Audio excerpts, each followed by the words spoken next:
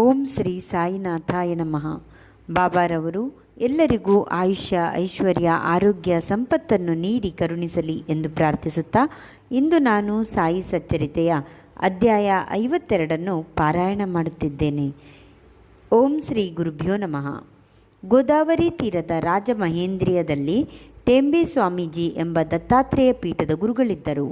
ಇವರು ಮಹಾಯೋಗಿಗಳು, ದತ್ತಾತ್ರೇಯ ಉಪಾಸಕರೂ ಆಗಿದ್ದರು. ಒಮ್ಮೆ ನಾಂದೇಡದ ವಕೀಲ ಪುಂಡಲೀಕರಾಯರು ಅವರನ್ನು ಕಾಣಲು ರಾಜ ಮಹೇಂದ್ರಿಗೆ ಹೋದರು. ಸಂದರ್ಶನದ ವೇಳೆ ನಡೆದ ಸಂಭಾಷಣೆಯಲ್ಲಿ ಶ್ರೀ ಬಾಬಾ ಅವರ ವಿಷಯವೂ ಬಂದಿತು. ಆಗ ಸಾಯಿ ಅವರ ಹೆಸರನ್ನು ಕೇಳಿದ ಕೂಡಲೇ ಸ್ವಾಮೀಜಿಯವರು ತೆಂಗಿನಕಾಯಿಯೊಂದನ್ನು ತೆಗೆದುಕೊಂಡು ಇದನ್ನು ನನ್ನ ಸಹೋದರ ಸಾಯಿಬಾಬಾ ಅವರಿಗೆ ಶಿರಡಿಯಲ್ಲಿ ತಲುಪಿಸಿ ಎಂದರು. ಸ್ವಾಮೀಜಿಯೂ ಸಹ ಬಾಬಾ ಅವರಂತೆಯೇ ಸದಾ ಧ್ವನಿಯನ್ನು ಉರಿಸುತ್ತಿದ್ದರು. ಅವರಿಗೂ ಬಾಬಾ ಅವರಿಗೂ ತುಂಬ ಸಾಮ್ಯವಿತ್ತು. ಪುಂಡಲೀಕರಾಯರು 1 ತಿಂಗಳ ನಂತರ ತಮ್ಮ ಮಿತ್ರರೊಡನೆ ತೆಂಗಿನಕಾಯಿ ತೆಗೆದುಕೊಂಡು ಶಿರಡಿಗೆ ಬಂದರು. ಮನಮಾಡದಲ್ಲಿ ಇಳಿದಾಗ ಅವರಿಗೆ ಬಾಯಾರಿಕೆಯಾಯಿತು. ಬರೀ ಹೊಟ್ಟೆಯಲ್ಲಿ ನೀರು ಕುಡಿಯಬಾರದೆಂದು ಅವಲಕ್ಕಿ, ತೆಂಗಿನಕಾಯಿ ತುರಿ ತಿಂದು ನೀರು ಕುಡಿದರು. ಈ ತೆಂಗಿನಕಾಯಿಯನ್ನು ಸ್ವಾಮೀಜಿಯವರು ಬಾಬಾ ಅವರಿಗೆ ಕೊಟ್ಟಿದ್ದಾಗಿತ್ತು.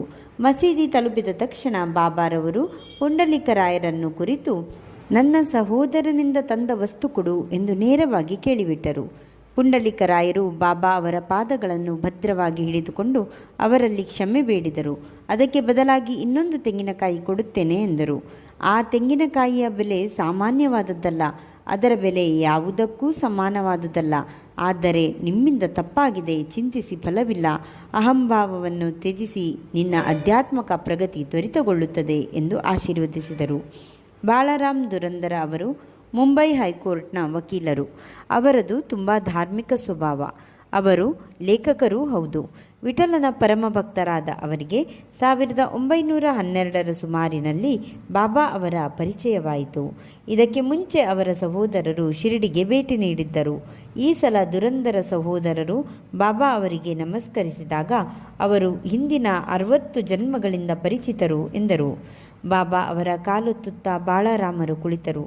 ಆಗ ಹುಕ್ಕಾಸೇದು ಎಂದಾಗ ಅದು ಅವರಿಗೆ ಅಭ್ಯಾಸವಿರಲಿಲ್ಲ. 1 ಬಾರಿ ನಮ್ರತೆಯಿಂದ ಸೇದಿ ಕಳುಹಿಸಿದರು.